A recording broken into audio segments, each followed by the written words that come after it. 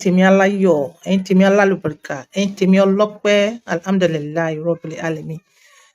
Yes, mo fẹ́ kẹ́ bá mi tẹ́tí sí fídíò yìí. Although nǹkan tí èmi náà tá a ti ń preach tẹ́lẹ̀tẹ́lẹ̀ ni, nǹkan tá a tún máa ń sọ tẹ́lẹ̀tẹ́lẹ̀ ni.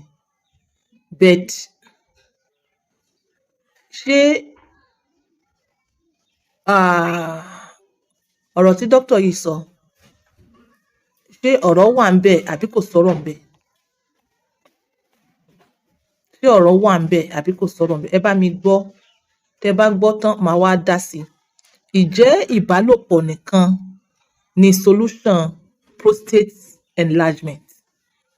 Ǹjẹ́ ìbálòpọ̀ nìkan ni solution prostate enlargement?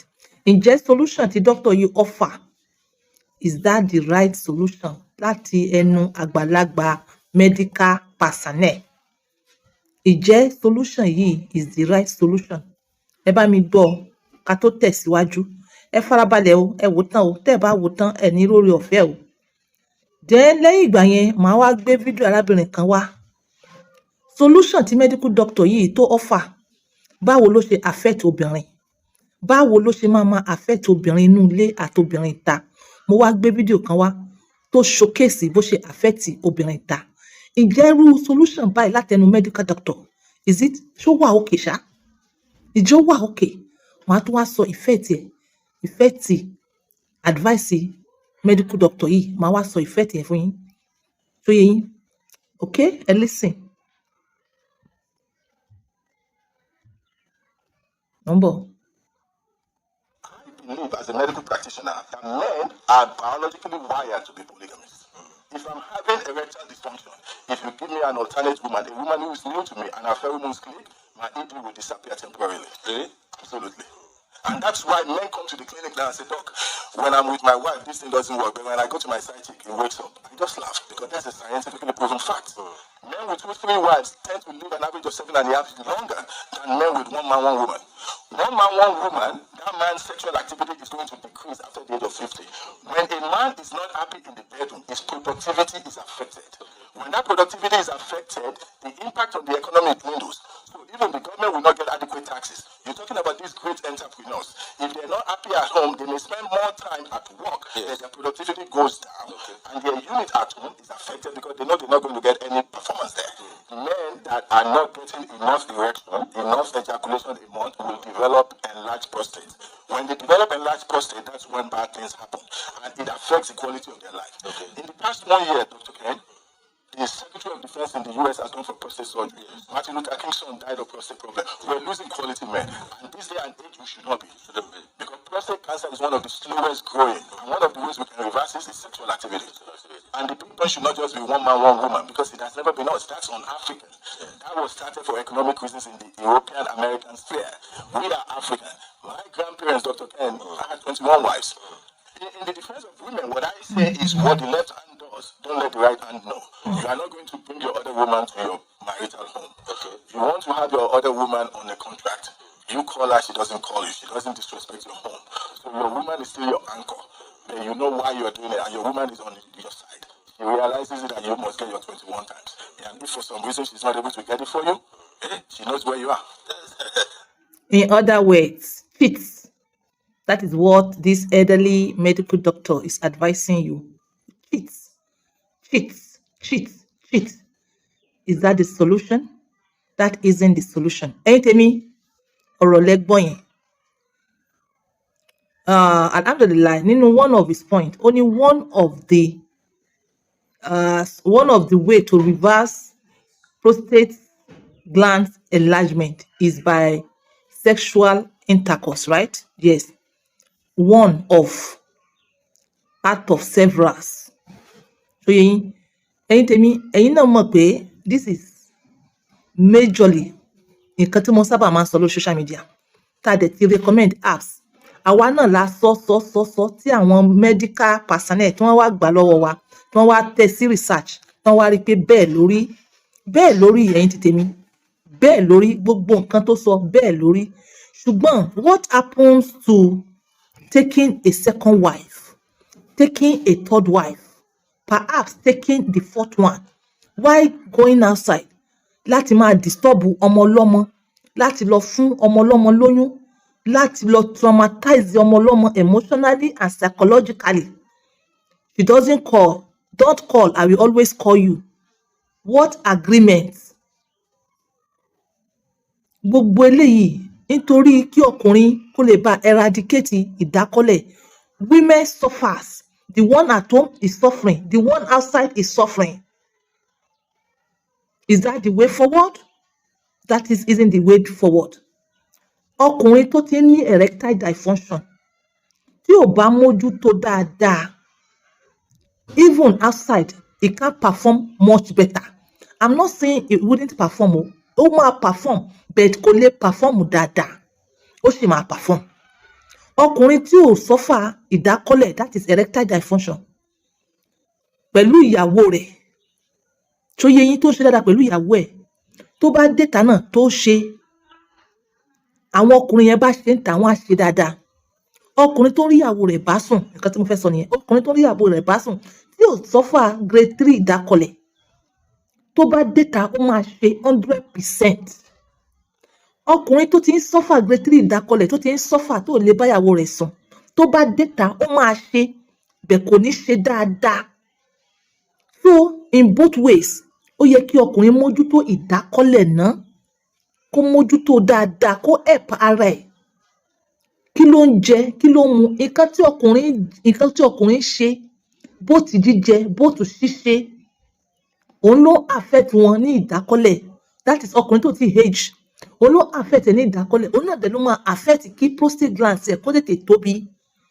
Imagine ọkùnrin tó ń jẹ anything anyhow, tó ń jẹ ọ̀rá, tó ń mu minerals, tíkun rẹ̀ tóbi, kò ní lè ṣe dáadáa. Bákan náà kọmọkùnrin ó sáwọnú. Bákan náà prostate gland ẹ̀ ó máa daṣẹ́lẹ̀. Fún ẹ̀yin Yorùbá to the core, tẹ́ ẹ̀ ń wò pé kí ló ń jẹ́ prostate glands? Prostate glands ní ẹ̀rọ kékeré ní báyìí. Ó wà nínú ọkùnrin ni. Ó ń jẹ́ kí ọkùnrin ṣe bí ọkùnrin. Ó ń jẹ́ kí ọkùnrin, ó help ọkùnrin níbi ìtọ̀. Ó dẹ̀ help ọkùnrin níbi àti dà àtọ̀. Ó máa ń nourish àtọ̀ ọkùnrin. Ó ń jẹ́ kí àtọ̀ gangan kó jẹ́ kó jáde dáadáa. Òun náà prostate glands yìí, ó máa secrete fluids tó ń help ọkùnrin láti ṣe dáadáa, láti dà àti láti tọ̀. Tí kíní bá ní problem, ayé ọkùnrin máa suffer. Ó máa suffer pẹ̀lú tọ̀, ó máa suffer àti ìbálòpọ̀. Òun mo fi connect fídíò mi kan.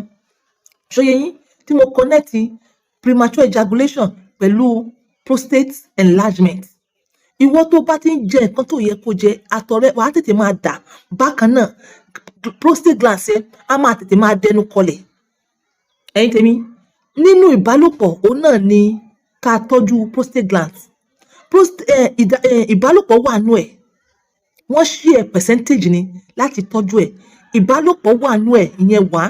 Nǹkan tó ń jẹ ó wà nú ẹ̀, ó di méjì tó bá fẹ́ tọ́jú prostate glands ẹ. Nǹkan tó ń jẹ, mo sọ di méjì. Nǹkan tó ń ṣe, òun mutí, òun mu sìgá, òun gbé bad lifestyles. Apps ó wà nú ẹ̀, ó di mẹ́rin. Wọ́n share rẹ̀ ní 25% ni láti make sure pé prostate glands ẹ ó wà up to point, kò tètè dáṣẹ́ kọlẹ̀lẹ̀. Mójútó nǹkan tó ń jẹ, nítorí pé kí ni? Ikùn ni sísanra ọkùnrin. Tí ikùn bá ti ń sanra, gbogbo nǹkan tó kù nínú ara ó bẹ̀rẹ̀ sí ní sanra, á bẹ̀rẹ̀ sí ní dáṣẹ́ wálẹ̀. Nǹkan tó fi affect prostate glands náà nìyẹn. Kọ́kọ́ mójútó nǹkan tó ń jẹ, nǹkan tó ń mu. Then ìbálòpọ̀ rẹ must be up to point, because tí ìbálòpọ̀ tó bá tọ́jú yòókù, tó tọ́jú ìbálòpọ̀, ó máa ní problem. Mo fi advice ọkùnrin bó ṣe ẹ̀kan lọ́sẹ̀ máa ṣe ìbálòpọ̀. At worst máa ṣe ìbálòpọ̀ even twice lóṣù. Àmọ́ pé kó wá ní side chick, kó wá fi títí ẹ kó bá obìnrin olóbìnrin níta, ìyẹn ò dáa tó. Nítorí àwọn obìnrin tó lọ ń bá sùn yẹn, and most ọkùnrin Nàìjíríà wọn mọ rọ́bà dáàbòbò lò. Ó bá lọ fi tó lọ fara kó nǹkan níta, wá gbé obìnrin alálùbáríkà nínú ilé. Kì í ṣe pé obìnrin náà suffer ìdákọ́lẹ̀. Obìnrin náà suffer ìdákọ́lẹ̀ bí ọkùnrin ṣe pẹ́ lọ́dọ̀ obìnrin tí obìnrin yẹn ò trigger rẹ̀ mọ́. Ọ̀pọ̀lọpọ̀ obìnrin náà, ọkùnrin yẹn náà ò trigger rẹ̀ mọ́. But ọ̀pọ̀lọpọ̀ obìnrin alálùbáríkà wọ́n máa ń dákẹ́ sí tiwọn. Lẹ́ẹ̀fì ráwọn obìnrin tó sọ wípé I'm not interested, I'm tired. Tí irú obìnrin bẹ́ẹ̀ bá lọ ta, tèmi ò advice as a doctor and ambassador ọkọ àtìyàwó. Tèmi ò advice.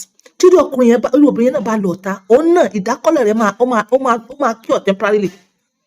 ṣé kí gbogbo wa mọ̀ lọ́ta ni ṣé kí gbogbo wa mọ̀ lọ́ta ṣé mo pé kò dáa làwa fi tọ́jú ara wa láà fi enhance láà fi lo apps tí ẹ lo apps náà kó mọ ibi tó máa gbé ẹ dé. Going outside is a temporary solution. The doctor even said it. Take care of yourself from the scratch, from what you do, from what you eat, from taking apps. Bẹ̀rẹ̀ láti take care of ìjẹ̀díjẹ̀dí, take care of infections, boost your energy, take care of your testosterone. Yes, wàá sì ṣe díẹ̀. So instead of going out and láti máa ṣiṣẹ́kúṣe ń tà láti kókò wálé, there was a pastor kò jáde rí ẹ̀ẹ̀kan tó máa jáde ó kó HIV/AIDS. Ó wá kó fún ìyàwó ẹ̀ irú ayé wo nìyẹn? Why not marry those girls? Àwọn obìnrin tó ń tọ́tọ́rí yẹn. Yes, marry them four. Marry them four. When you marry them, no man has access to them again. Tí wọ́n bá lóyún, alhamdulillah. Ẹ jẹ́ kí n play video girl kan. Ó lóyún. I believe as a medical practitioner. No, not this one. Ó lóyún. Side chick èèyàn kan ni ó lóyún. Obìnrin yìí báyìí sọ máa ṣépè. Because you want to take care of erectile dysfunction, you want to take care of your prostate glands. Ẹ ti kó bá obìnrin yìí.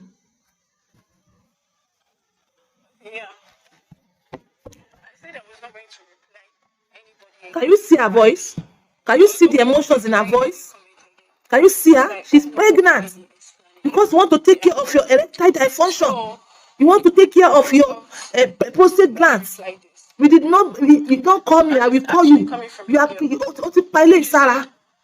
You have affected this one. Then any women, don't you people have sense? What is the agreement? Why is the agreement? Where is the agreement?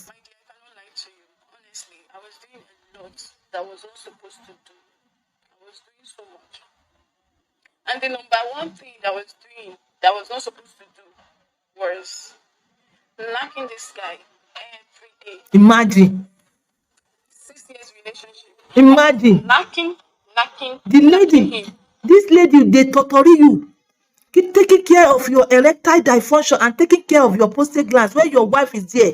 This woman was helping you to knock your woman very well at home. She's pregnant now. You neglected her pregnancy. The women, where is your conscience? What was the agreement? You'll be outside. They've been knocking you for erectile dysfunction and prostate glands. Ìyàwó wọn sì wà ńbẹ̀ tí wọ́n sọ wọ́n ayọ̀, and they will still go back to that their wife. What happened to you? Can't you be a wife, beautiful woman? So many women are there suffering. Women are the receiving end. That advice from that doctor isn't okay. Can't you look for medicine as a doctor to rectify the erectile dysfunction and to rectify the prostate glands?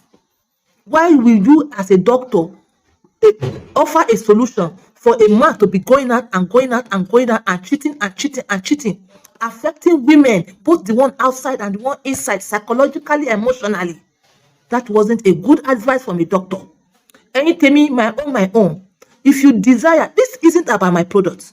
If you desire good apps that will take care of your erectile dysfunction, that will take care of your prostate glands, if you are already suffering from with your piece, later that sorry that this one was in English. I didn't plan to do English, please.